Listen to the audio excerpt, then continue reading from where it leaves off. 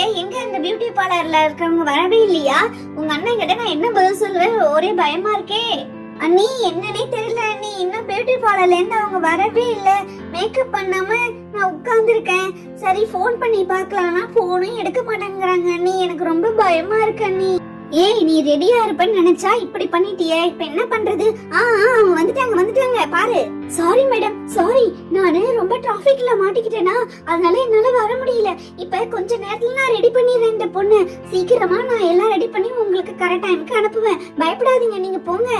ஏங்க நீங்க வரலன்னதும் நான் ரொம்ப பயந்துட்டேன். நான் மேக்கப் இல்லாம இதே குளத்துல போய் கல்யாணம் பண்ணி போகணும்னு நினைச்சேன். எல்லாரும் எப்படி என்ன பார்த்து சிரிப்பாங்க. நான் எவ்வளவு அழகா போகணும்னு ஆசைப்பட்டேன். சீக்கிரமா என்ன ரெடி பண்ணுங்க. அம்மாடி பியூட்டி பார்லர்ல வந்த பொண்ணே, ஏற்கனவே நீ லேட்டு, இப்ப கதை வேற பேசுறியா?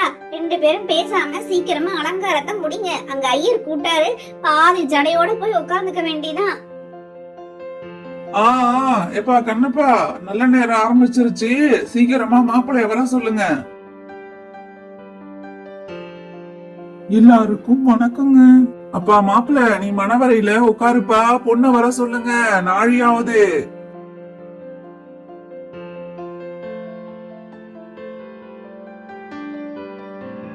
அம்மா பொண்ணு, சபையில உள்ளவங்க எல்லாருக்கும் வணக்கம் சொல்லுமா. சொல்லிட்டு நீ உட்காரலாம். எல்லாருக்கும் வணக்கங்க.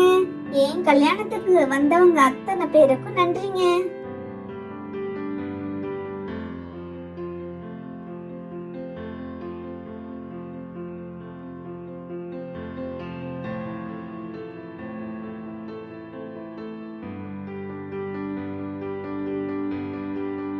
ஃபர்ஸ்ட் பொண்ணும் மாப்பிள்ளையும் மாலை மாத்திக்கிங்க 2 பேரும்.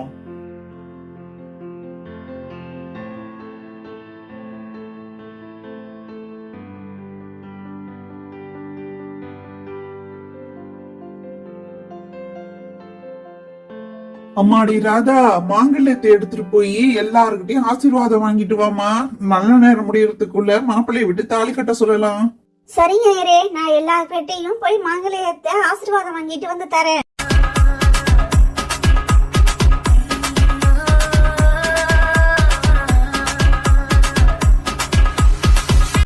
இந்தாப்பா மாங்கல்யத்தை பொண்ணு கழுத்துல நல்லா கட்டும் போது சாமி கிட்ட நல்லா வேண்டிக்கோ. இந்தாப்பா மாப்பிள்ள.